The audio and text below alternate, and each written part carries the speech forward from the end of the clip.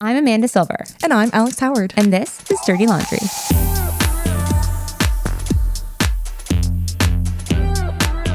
So you did a little research project. Yeah. So Okay. it's like a grade 3 research project about the history of Mother's Day. Where's your Bristol board? You know what? And it's so cute because Betty, I just went to his thing and he won his Bristol board competition. What was the Bristol board competition? Well, it was like whatever they were doing, whatever his assignment just turned was. 12. And he just turned Happy 12. I know. birthday. There's been a lot in the Howard household. Yeah. And then he got a concussion, so So what happened? So I also didn't sleep because I was Did he looking- actually have a concussion? I thought I it was don't just think like a so. school It's hard protocol to know. thing. Right, so he blacked out. He actually lost consciousness? Well, according to him, so hard to say. Okay. He is only 12. Like, who knows what that means in his sweet little mind. But like blacking out is... But then he also was super nauseous. That's a sign. And he had blurred vision. Okay, well, what I more? know. Did My you take him Googling. to see No, I don't really do TV? talking to doctors. Want to call my dad? I don't. So he slept. He fine. He woke up. Do you Good wake as him in the new. middle of the night? Of course I did because I'm crazy. That's not crazy. Well, that's apparently you don't have to do that No, anymore. that's normal concussion protocol. Okay, great. Well, I did. Waking the Mostly kid- I just was like, because I couldn't Were sleep. you like, were you sleeping next to him? No, Staring I at him? wasn't Oh, that I'd be kid. staring. Yeah, I'd be I know. like- Like when they were infants. Oh, I used to slide next to the crib and watch I wouldn't even them. lie. I would just stand there I like was a just weird watching their little zombie. chest go up and down. Yeah. And what a perfect segue to our Mother's Day episode. Segue. Today's all about the mamas. Today we are, you know what? And I saw something, speaking of Mother's Day. Oh my God, did you post it? Did I see it on our own Instagram? If you did. This is going to be is- amazing. This is the story of my life. I'm like, Amanda, did you ever know this thing? She's like, yeah, bitch, I posted it. But that was like, the Mother's Day is for the moms in the trenches. Was this you? You Or I sent sent it it to to me. you? I don't Okay, think I posted yes. it yet, but yes. Because I was probably doing it in anticipation of Mother's Day. But Probably. I really liked that sort of reframe because yes, we all have, let's say, grandmas and aunts and moms in our lives. But like the day where you really need to like spoil that mom. And I'm not talking about gifts and chocolates. I'm talking about like a break, Yeah. like some alone time. Some Moms me who are time. actually in the trenches the with the ones little with ones. the littles. The littles. I mean, you Yeah. only are 6. So like 6 is still I've in the got a little trenches. one. Yeah. In from my Yeah. perspective. Mine are pretty easy breeze now at 10 and 12. But I just love that it's like, yeah, you can go have a lovely brunch with your, 70-year-old mom. That's Yeah. lovely. Right. But you can do that any day.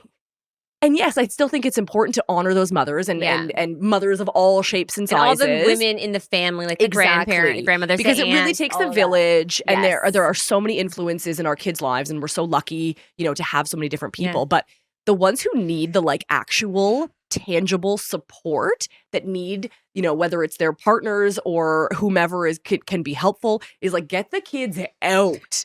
They need a break. A break. Yeah. At least I did. And Yeah. again, I can't obviously speak for Yeah. everyone's experience, Especially when but you- I needed a break. Especially when my kids were really little, like when we weren't sleeping. To me, that was Yes. the hardest. Yes, when you're still waking up, when you're still watching them sleep because you are terrified that they're not Or going they're to waking be up waking all up. my babies were not great sleepers. Mm. And so they would just be up like Yeah. all night and like little owls. And like you're exhausted. The You're sleep exhausted. deprivation that you feel Yeah. is unlike anything Yeah. that you can experience. So you don't need a formal brunch. You don't need gifts even. Maybe some people love gifts. Just a I don't want to judge How about your just a love nap? language. How I about just a gift and a nap? think you need time. Like you just need a break.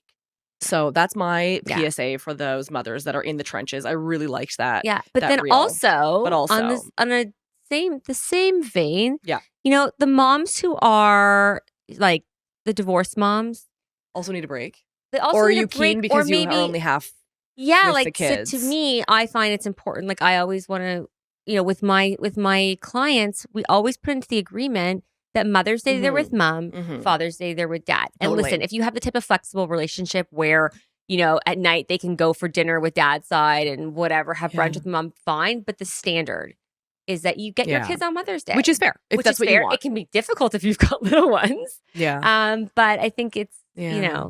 And really, I think fair. Yeah. the bottom line of what we're both saying is like, I don't know, ask the mom what she wants. And moms, friggin' tell them. Like, tell the people in your life that are asking genuinely, honestly, what you want. Yeah. Like, it's okay if you don't want to be with your kids on Mother's Day. Yeah, It's maybe that's okay. how you want to spend the day. Exactly. Alone, If or that's sleeping. Yeah, if you Yes, want a it's nap, if you want to go okay. to the spa and not talk to anyone, Yeah. if you want to be with your kids, like whatever it is that you want, be okay to vocalize it. Mhm. There is no stigma around, acceptable, quote unquote, perfect Mother's Days. Right. Lean into what feels good and right for you. And the people that are in your life fucking support that. Yeah. End of story. There you go.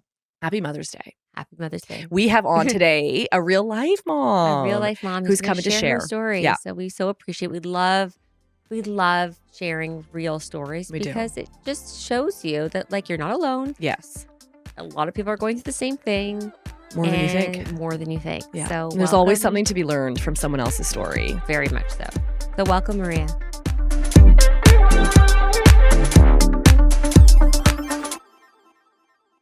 Maria, tell us about your divorce. Give us the details, the sort of background about your story. Oh my goodness. So, I mean, officially where I made the decision and verbalized it would have been January 2022. It was literally like 2 months away. I was turning 40 in March. And the honest only way I can really describe it, I literally woke up one day and I was like, I can't do it anymore.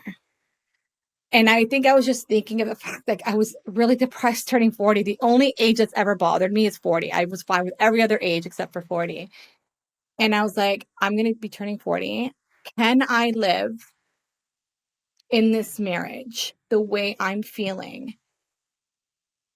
5 years from now, 10 years from now, 15 years from now, 20, 30, whatever. And I couldn't.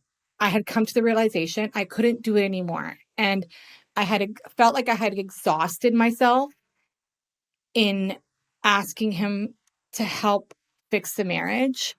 I had asked to go talk to him about going to marriage counseling multiple times.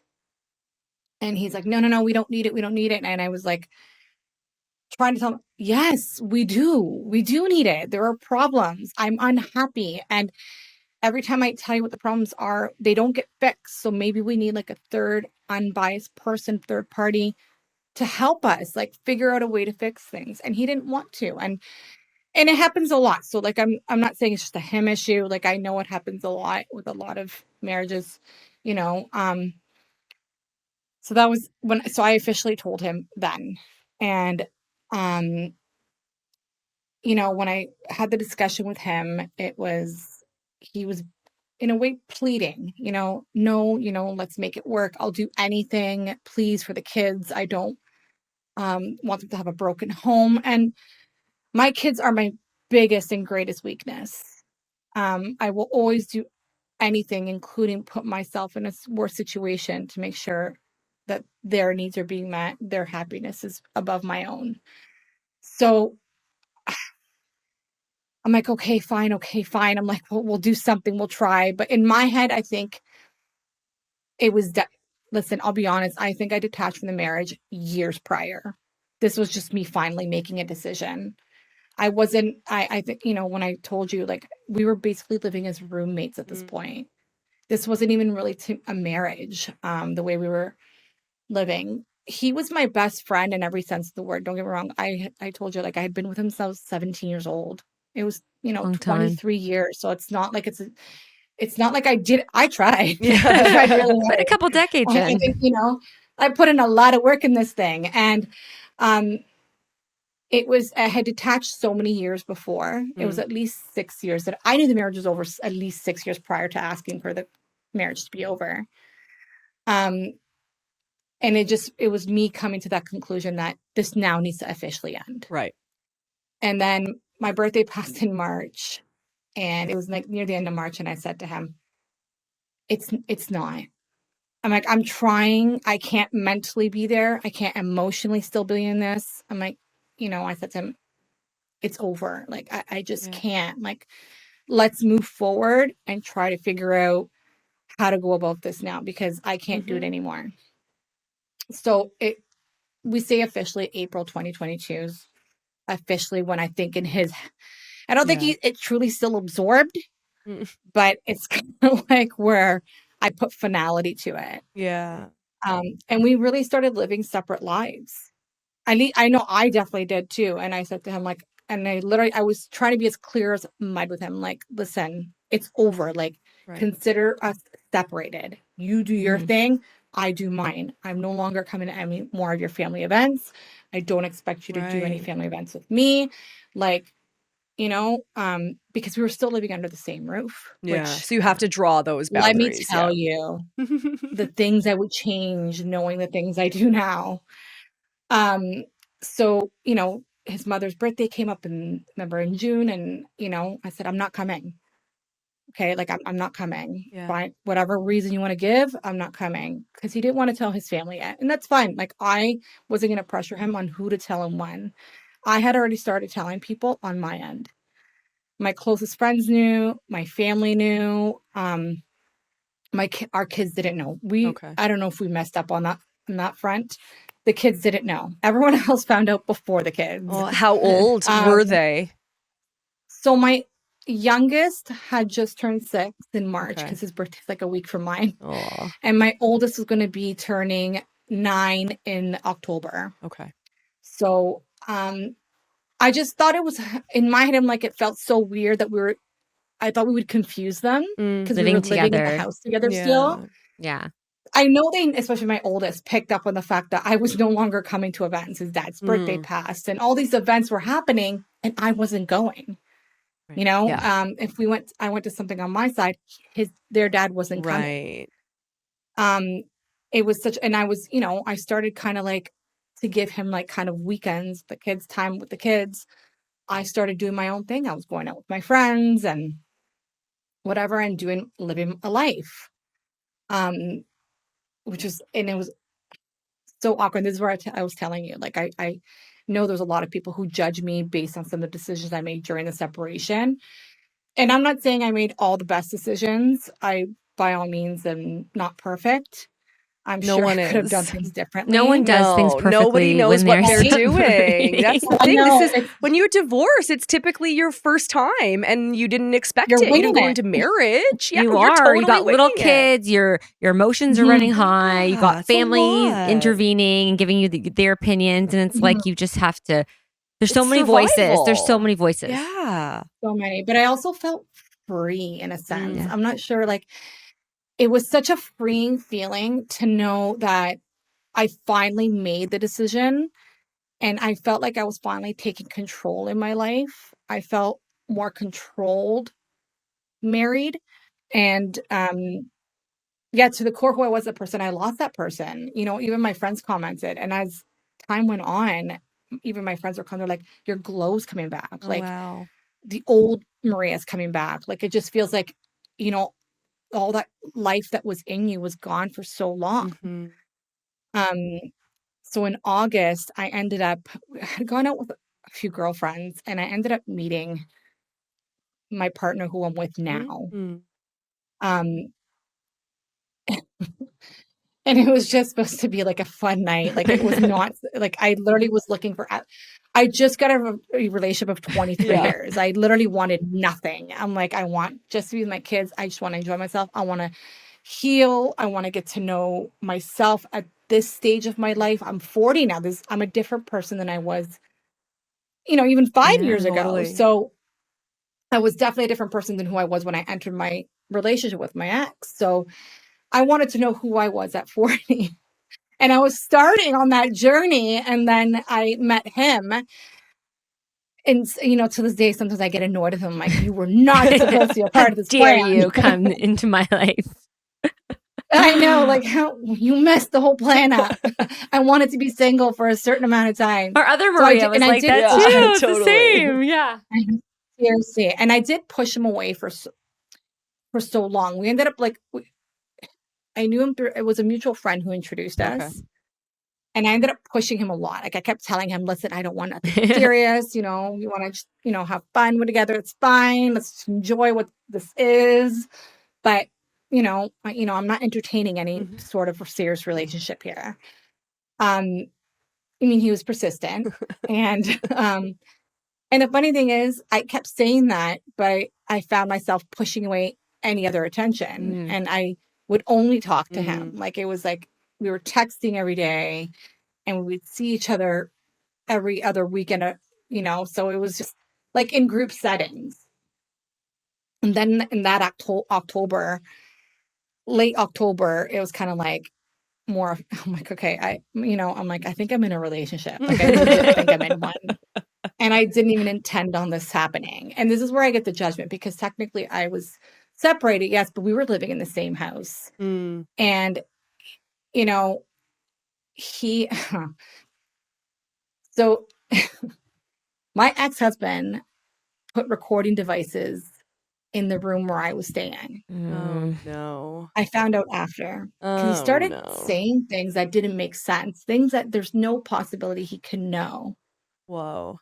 And I found out I was the feeling of Oh my God. I Violation? almost Yeah. feel like you're being assaulted. It's You're it is an Yes. violated. assault. It's Yes, a that's what, violation. what's the Yeah. word? I violated. That I'm like, because it was in my bedroom. So Oh my God. I had private conversations with my partner now. Like Of there's course you private did. conversations that you're having with somebody and you're in the beginning of dating. So they're Yeah. spicy, some of these Of course conversations. they Sure, are. they gots That's to part of the be. fun. Yes. Yeah.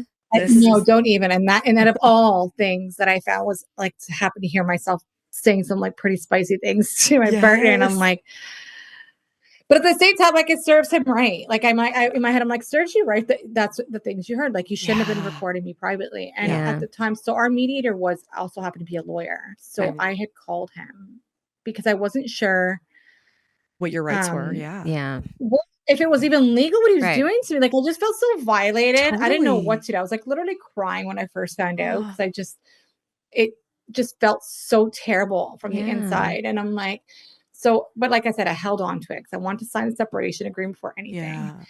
That You must have been know, really hard holding on to yeah. that. And the Yeah. things I agreed to, like I made a lot of mistakes. If I Mm. could help other women with the mistakes that I made, I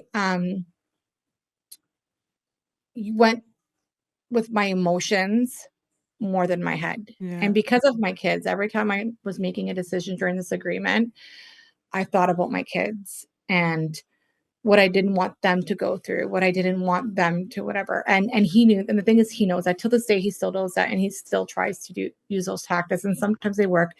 You know, they don't work as much now as, my partner had to step in at one point and Oh. almost like cut that thread because Yeah. he's like, you need to stop. Yeah. He goes, you let him just still control you. You're not even married.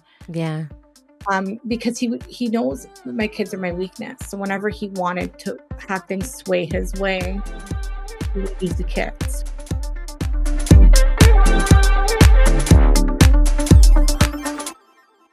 That's the interesting thing about divorce is you have to like all of the vulnerabilities and all of the intimacy, not like physical, but you know this person so well and they know you so well that when you're Yeah. then coming to this point of, dividing up everything, like they know exactly how to push your buttons. And if they're Well, vindictive, And if they're cruel, it's a they will dangerous do power it. to Yeah. have, right? And so it's a really tricky thing because it's not like, oh, I'm quitting my job or I've decided to break up with this friend who, yeah, they know me, but like we don't share property, we don't share children. Like it is this incredibly difficult thing because of the intimacy, because this person knows all of your weaknesses, all of your vulnerabilities. And then you have to be at the same time strategic, but you're emotional. And they know exactly how to hurt you. Like it is a really difficult process. And it's not even that, it's when there's children involved Yeah. rather than just you two. Yeah. You can't make decisions Yeah. without thinking of how it will impact them. Totally. Like some you should. And Right. I've learned this now. A Right. little too late for some of these decisions, but some decisions should, yes, think of the kids. Yeah. But they can't be the priority because at the end, like some of the decisions I made, I thought at the time I was thinking of the kids. Mm-hmm. And in the end, it still kind of hurts them because now I struggle. Yeah. Right. Yeah. A lot of women, I think, especially women, make financial concessions during Yes. their negotiations because Yes. the finances and the children are intertwined. And so Yes. they want to settle because they're afraid of losing the children or losing time with the children. Yeah. And then you end up in a situation where you really regret it. Well, and as we all know, we do these things to protect our children. The longer it gets drawn out, the more of an impact it has on them. That conflict, they can feel it. So by delaying, and you said, your ex was really dragging his heels and trying to prolong things. So you as a mother are like, well, let's expedite. Let's move this along. I'll give in just because I need it to end for their sake. And for your own sake, you're physically, my own, emotionally, I needed it to end. psychologically exhausted. Yeah. You reach a point, and it's. I think it's just that to me is when poor decisions are made. When you've reached a point of exhaustion, whether it be through legal abuse or whether it be through just so much, time and correspondence and all of that, and then you make a decision that you're not even clear. Yeah. Oh, now I look at it, and the crazy thing is, like, my one friend, you're so stupid. Why are you doing this? And in my head, I thought, because of the kids, because of the kids. So, like, for instance, the house buyout. Right. I accepted less than I should have. The value of our home was more than what he paid me for half. Right. He was supposed to give me half. Right. But the tactic he used, and good for him that he was able to be successful with it, I guess, right? In the end, it's my own fault. I'm accountable for the decision. I'm a big girl. I make my own decisions. Is, this is the only home our kids have known. They were, born and have only known this home. All their friends are in this neighborhood, which is true. All their friends are in the neighborhood. At least when they're here, they have all their friends here, and they have their room, they have all their memories and all this. And I was crying, and I'm like, okay. And I had the house appraised. I knew what the house was worth, and I still accepted it. So it's not even like I wasn't smart enough to go and find out what the true value was. It was, okay, I'll take less. I'll take less because, and I took less, like, so that was my major driving force for taking less. And also the part of, I was so tired of fighting for more, because I just, and then the child support was another sticky topic, and I took less. Yeah. And could I fight for more? If I could afford a lawyer, because the system's not built to protect single moms. Nope. It is not. It's not. If you have money behind you, like he has his parents' money and stuff like that to help him, if you want to contact a lawyer, he can. Yeah. I can't. I would have to self-represent. And from all the support groups I found, all the people I have spoken have said that anytime you self-present, it just doesn't work in your favor. The judges almost kind of look down on it, which is so silly, because I'm like, why should I have to throw my hard-earned money to a lawyer when I know my case is solid? Right. Yeah. Like, these children, like, if I pray it's for an unhealthy relationship with my kids, and the fact that I've literally not spent, I think I spent 2 weekends total away from my oldest, and 1 weekend total from my youngest. Like, I was with my children from the minute they were born and never left their side. With his hours and everything, I did everything. I did the 7:00 hockey and practices and games, and I brought these kids to all their extracurriculars. I'm the one, if you were to ask my kids on your own without even me being there, who was always there? It's always mom. Who do they remember at every single soccer game, hockey game, practice? Who do they remember at all their school events? It's always me. I was always the one showing up. The first big family vacation, I took the kids to Italy because I was born in Italy. So my dad still lives there. Oh. So I wanted my children to meet my dad. Yeah. My youngest was 2.5. My oldest was 4.5. It's a tough flight. He didn't want to take the time off work. Work was always a priority, which is, it's fine. Whatever, it is what it is. So I went by myself with these children. And overall, it was pretty good. My youngest, had a 20-minute tantrum at one point because he didn't like the position he was sleeping in. So the whole plane needed to know that. And till this day, he still has that personality. That's cute. He's very angry temper, and just that fiery Italian temper. So other than that, like, the whole thing, I was lucky, was pretty uneventful. But I did 2 weeks on my own with these kids, and I felt like a single mom throughout the marriage, pretty much. Like, other than the finances, really, in general, in every other aspect, I felt like a single mom. I did everything. And I would not change it. Don't get me wrong. I love that I feel like I've gotten so much out of my children, and I've enjoyed my children so much. but it's hard and it's exhausting when you don't have an equal partner. Yeah. And I think some people don't, and usually it's men who don't realize it. There are women too, but financially providing is not the only thing you need to be doing as a partner. It's Totally. not enough. Yeah. It is not enough. And listen, I'm sure I made mistakes in the marriage as well. Many. Okay. I am by far not the perfect partner either, but I tried. And, there was physically intimacy. There was none for years. For years. I felt like, when I tell you, I felt like we were living like roommates. Yeah. I mean it in every sense of the way. And it was hard for me. And I was also coming to an age where, for some reason, my body was changing. I don't know what it is exactly, but I was craving that now, but not with him.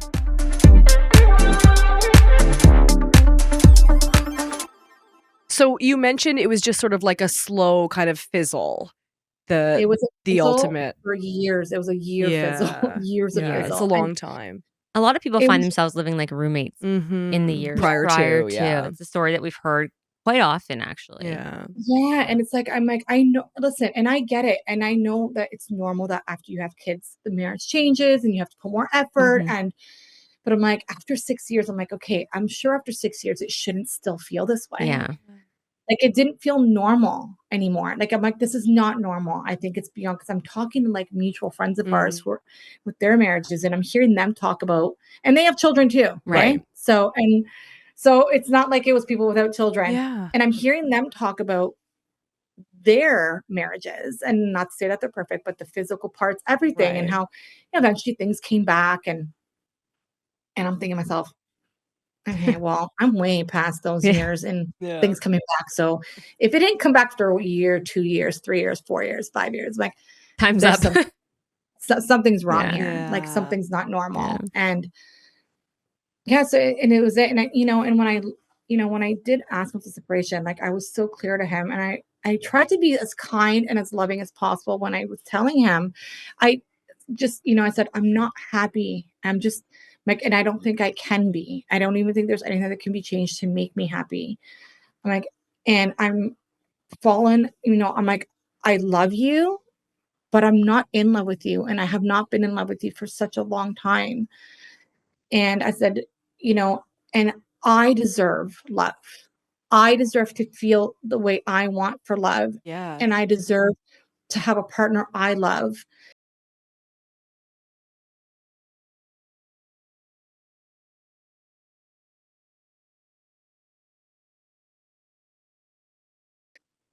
A roommate with you. Yeah.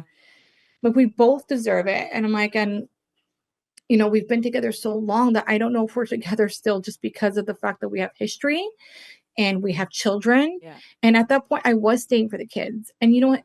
The crazy part is, every time we had a discussion, his only points for staying together were always about the kids. It was never because he never once, and I pointed it out to him at the end, said, in every conversation we had, you never wanted to stay with me because you still love me. You never said those words. It was never, I still love you, Maria. I still want to be with you. I want to grow old. It was never about our relationship that you wanted to save it for. You always wanted to save it just for the kids. I go, and it's just not a reason to stay together. Yeah, I'm it's like, not. I thought it was. I said, because my nonna did it. Yeah. And whatever. I wanted to have the same marriage my nonna had. Like, these are the marriages that I was looking up to. I wanted a long-term marriage but I don't want to sleep in separate beds we had been sleeping in separate beds for a while at that point, and over a year. And I'm like, I don't want to sleep in separate beds with my husband. Yeah. No. I want to be in the You same have one bed. life. You want love. You want passion. You want intimacy. I You want want spontaneous breakups and in the middle of the night. Like, I wanted that. I craved it so much. And I had so much love I had to give, and I was craving so much love, and he just couldn't do it. And I didn't think it was fair to either of us. So, and that was just kind of like really the it for me for the marriage. And so I would say, like, when everyone always asks, like, what happened? Nothing really crazy happened. Right. Yeah. It just was a very organic ending. I mean, that's the only way I can describe it.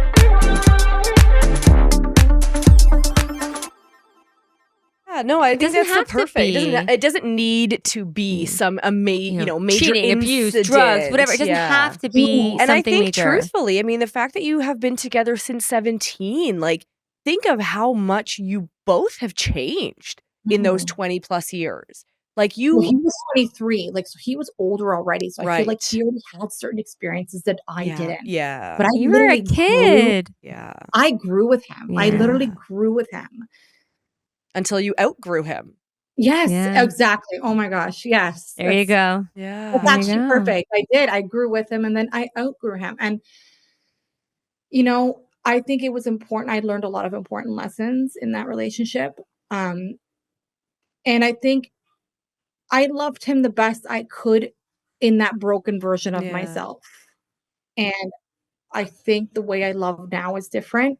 You know, my partner now, like, I introduced him actually to the kids in October, and it Wow. took a lot of like, you know, was I ready? Was I ready to introduce Yeah. the children? And were they ready? And I had so many discussions with the kids to kind of feel them out Mhm. before I told them about him, just to make sure they were going to be mentally ready for it. And Yeah. let me Big tell you Was it deal. how nothing? amazing Oh, the amazement of my children Yeah. on. I thought, I truly thought they would have a harder time dealing with the divorce, Yeah. and the way they didn't, I couldn't understand, like, even their teachers, because I had conversations with their teachers, you know, if you see any change in Right. behaviors or Watch whatever, out. Let me know. no, this is what they're going through. My gosh, you'd think these kids didn't even go through anything. that's It was amazing. Yeah. so it was wonderful, don't get me wrong, as a mother, Yeah. it was great.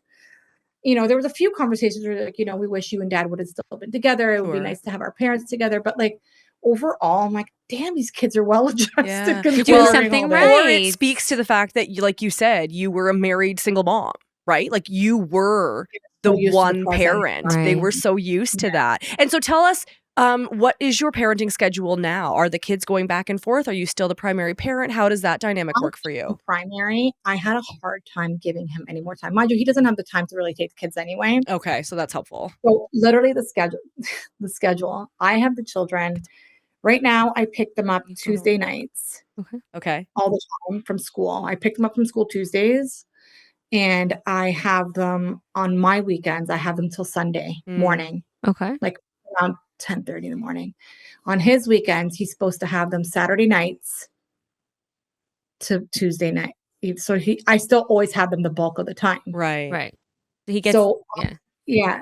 So Like, I live 50 minutes away. Oh, When wow. I had to buy, the market was crazy. I could not afford, even with the settlement, I could not afford to get a decent home that was not in like a drug area or some sort of broken down home that I would have never been able to fix on my own. Like I'm not joking, like some of the houses that, and these were like $700,000 homes, That's wild. missing toilets. Yeah, it's wild. the That had housing to be market is beyond mad. You're in where are you located? You're Hamilton, in Hamilton. just Yeah. Hamilton. Yeah. But then I started outside of Hamilton, right? Mount Hope and Yeah.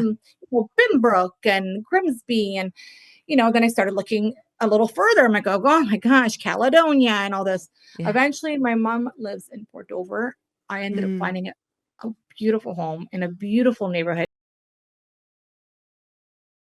And it was perfect for me. Yeah. So, like money wise. And then I'm like, I hope the kids like it. And that's what I ended up purchasing. I mean, that obviously created a storm because now this is like about a 50-minute drive. Yeah. Yeah. That's He made me agree in the agreement to keep the kids in the same school unless they decided they wanted to change. Fine. Interesting. So I drive, this is their second school year, the kids from Port Dover to Hamilton, so wow. 50 minutes Wow. each way. So I drive the children. And now soon, once soccer season starts in May, I'm going to have the kids as of Monday evening. So I'll be driving to school, the kids to school 4 days a week and picking them up 4 days a week. And 2-hour commute. Yeah. Wow. I'm a work from home. Okay. So I'm not in my own house. This is my grandparents' house because they live in Hamilton. I work from their house Oh, wow. because I work from home. So I Because don't go you're into near the like, school. But this is also like, Wait, so you wait. are amazing at just figuring it out. Like, let's just take a minute. She is in her grandparents' Yeah. home working so that she doesn't have to do this commute back and forth, back and forth, back 4 like, hours a day. Maria, you No, it's 2 hours a day. It's No, just insane. but it Because would gas- be. It would have been 4 be hours if you had went to go home. home in Yes, between. yes, it would If have you been. went home It's after, insanity. Wow. like just what you've done Yeah, and what it you've was just- yeah, created, we and go- Yeah. I want to give a shout out to moms because we just do the Yes. shit we got to do. We just pick up our Mhm. bootstraps and it's like, what do we got to do? We'll find a Get it way. done. We're just going to get and it a done. lot of women don't realize until they're single parents that sometimes they Yeah. were a single parent all along, Yeah. and you don't And realize. that's when you realize it. Yeah. And the thing is, too, so gas obviously Sure. has skyrocketed. Oh my gosh. And groceries have skyrocketed. Yeah. And what he gives me is not even close to like enough to support the kids. And, you know, I've had several conversations and I'm like, you need to up it. Yeah. Like, Yeah. you know, I know what you make a year, Right. you know, regardless of what you want to say. I'm Sure. like, you need to up, like, I need you to help out more. Like, you want the kids to go to school in Hamilton. They tried to switch schools last year. He put a kibosh on them. Like, he fought so hard. And I'm like, so I let it go, the fight, because it was such a fight for months. Yeah. And so gas is killing me. I had to get a second job. I had a part-time job waitressing to help me pay for gas and groceries. So here I am working 7 days a week. Wow. So he can have the kids 2 to 3 days a week. And so the majority of the time he's only supporting himself. He gets to live where he only works 5 days a week. But here I am. I'm the one raising the kids majority of the time. And, you know, I'm the one struggling. Yeah. And he did. And sometimes I feel like he could care less if I ended up losing the house. Cause I'm like, I can't lose my house to keep driving. And you know, as gas has gone up in the last month, so even more. And my bill has gone up for the month, like almost doubled what I have to pay in gas. I looked at the kids because I try not to like bring them into it, but I looked at them and said, I need you guys to really consider switching schools. Yeah. I go, because mommy is just tired. Yeah.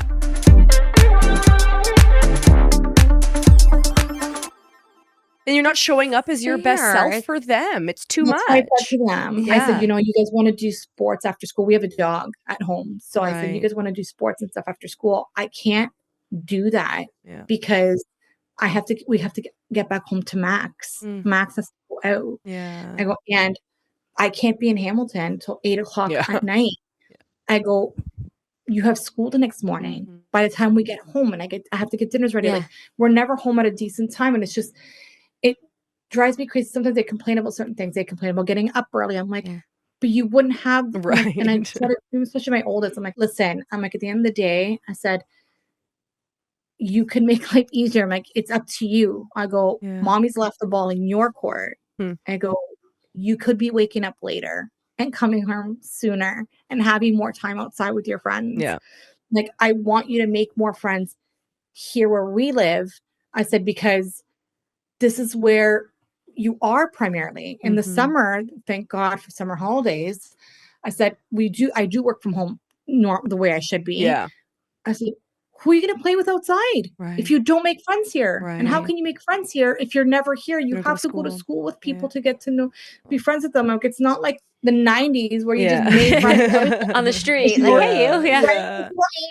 Yeah. Like, there's only a few kids on the street and they do have friends there, but you know, you can't formulate these close bonds with these kids because you don't go to school with them too. You only see them for a couple hours a night as long as it's a nice day out. Like you really need to focus on those relationships too. It's important that you have these relationships with people. Like, you need to have friendships. I'm like, high school, I told them from the get-go, I'm like, high school, it's non-negotiable. That's a transition year. That's an easy one, right? Yeah.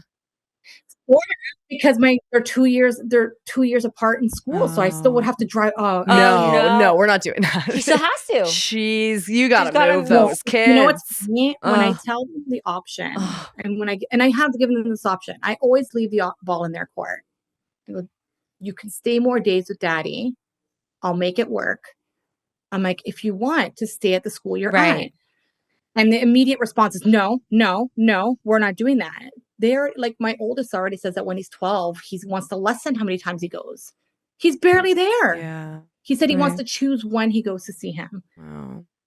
And they love their dad. Don't get me wrong. They love their father. But kids also love stability. Yes. Right? And predictability. It's not necessarily that they love one parent more than the other or one parent's better. Sometimes they just like to be in one place. Yeah, have one. Well, they also yeah. prefer my kids have always, even like before the marriage ended, always preferred their time with me more. Yeah. Always. It's just the way they're mama's boys to like the T. And the thing is, they say, they're like, we'd rather be with you. We don't want to leave you. My youngest, it took about almost a year before he would stop crying every time he had to go to his dad's because he didn't want to leave. And he still has moments where he cries. He starts crying 2 days before he has to even go. The anticipation. It's so And I tricky. cried, and I still, there's times where I'll drop them off and I'll start crying my whole ride home. Because on the days that he has to pick up the transition, we have to meet halfway on the Sundays. So we have a halfway point because he will not drive all the way up. But she drives.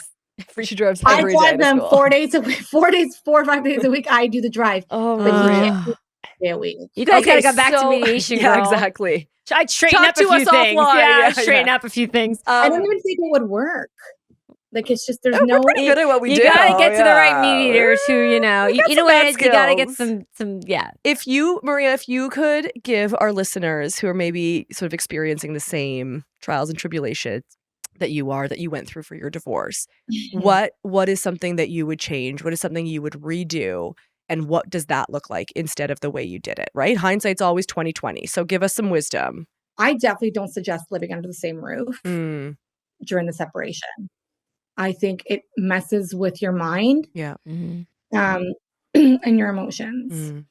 And as a parent, especially, I don't want to be biased for moms, but it just happens to be that usually it's moms. This affects us more when it comes to the kids. I know we love them and they're our world, but when we're agreeing things in the agreement, yes, have them on in your mind when you're making decisions, but don't make them the sole reason why you're making the decision, because a lot of mistakes I made were because I was so scared. It was that mom guilt. Yeah. I felt like because I asked, and because he also kept saying this to me, but because I'm the one who asked for the separation, Right. I kept feeling like I was tearing the family apart and it was all my fault. So because I'm the one at fault here, why should they suffer? And that was my mentality. And it's not a way to think. You're not at fault. You're not the bad guy because you're putting yourself first a little bit. And, it doesn't mean you're a bad mom. It doesn't mean you're a bad parent. It doesn't mean you don't love your children, because I think being the best version of yourself is the best version of a parent you can be for your kids. And these are a lot of the things that, like I said, in hindsight, I wish I knew. Because now I do struggle more, like financially, like it's tight. Like,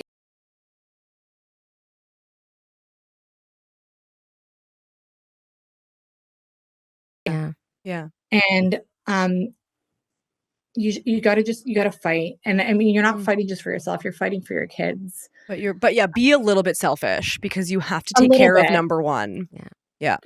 Keep the kids in mind, but be a little bit selfish. Yeah. That's the perfect thing. It's just be a little bit selfish. That's Remember the really good reasons why advice. you're doing it. Yeah. Oh, thank you. Well, Yeah. what a And story. And don't do the drive like I do the drive. Don't do the drive. Don't do the drive. What I'm doing, what I'm That's doing, I would not suggest for anyone. Yeah, Like, I think that's really good advice. I But regret it. Like, yeah, and then I the do kids regret it. ultimately lose out. So really, you're ultimately hurting them anyways. So yeah, pick your battles, but then really fight for the ones that are important. Yeah. I kept thinking it was for them. I was doing Yeah. the decision for schooling. I kept thinking, it's for them. So then they don't, it's one less thing in their life that I don't change. Right. And that was my mentality behind it. Like, I wanted to keep as many things consistent as possible. And I thought this was consistency. It's not. It's not, because now they're in the car for 2 hours and you're not exhausted. good for anyone. No. Yeah. I'm like, oh gosh, help me. There's days I wake up and I'll just stare at the ceiling and I'm like, oh God, help me. I cannot do this for another 2-3 days this week. But I do it. Like as a mother, you find that strength somewhere on your weakest days, because there are days where I'm crumbling, but I can't show the kids that I'm crumbling. Yeah. So I'll have my moment of weakness by myself, cry it out if I have to, whatever. And I mean, there are a lot of times, and I'll say this now to anyone going through it, because I have a friend who's actually going through a separation too now. And I said, you know, the one thing I said to her was, it's hard. Separation's one of the hardest things you'll do and go through. It is so hard. No matter how smooth of a transition it is. I said, there's going to be moments you're going to lock yourself in that bathroom and you're going to cry. I mean, I go in the bathroom. You may choose a different room. The car is great too. Yeah. In the closet. I'll just, you know, sit on the floor and cry. And I like, and you might have that good cry. Have it. You need it. It's cathartic. But then just remember why you're doing it. Pick yourself up and keep going. And those moments where you start doubting whether or not you should be doing it, because I've had those as well. Remember why you're doing it and how unhappy you were and why you made the decision you made. Because you made that decision for a reason. It wasn't an easy decision to make. It was a hard decision to make to begin with. So, you know, just because it's hard, it doesn't mean it's the wrong decision. Right. It just means it's hard in that moment and you're going to have to just kind of like jump over that obstacle. Get through it. Or maybe if it's really hard, it's because it's really right. It's worth it. Yes, And it's worth it, but it's important. So what a story. And we're so appreciative. And you know what? Even if it just helps one person, it's worthwhile. But there are so many going through very similar instances. And there's just, you're a beacon of light. You're on the other side. You're repartnered. Your kids are doing good. It's still a journey. But it's a journey. Of progress. It's 2 years.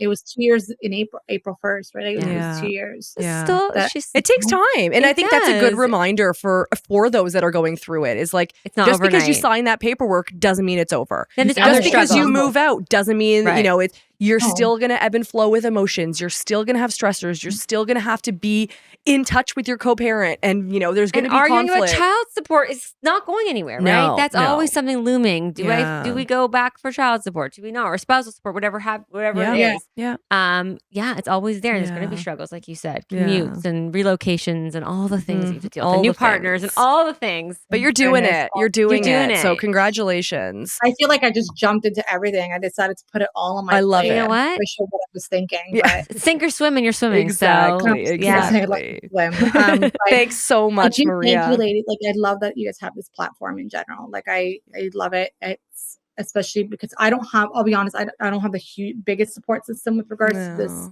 area in my life. I have my mom and stuff like that, but it's not the same as, you know, someone who's going through it the way I'm going through it. And I love that you guys have this platform. So I also appreciate you giving me the chance to speak. I mean, a little different thing for me to do, but it was great. Good. Thank you for coming out of your comfort zone and really sharing with us. And we really appreciate it. Thanks so much, Maria. Take care. This episode was written and created by Alex Howard and Amanda Silver, produced, edited, and engineered by RTF Productions. Make sure to rate and review our show if you loved it, and give us a follow on Apple Podcasts, Spotify, or wherever you stream your podcast to stay up to date on all upcoming episodes. Thanks for listening, and go easy on us. We're not your ex.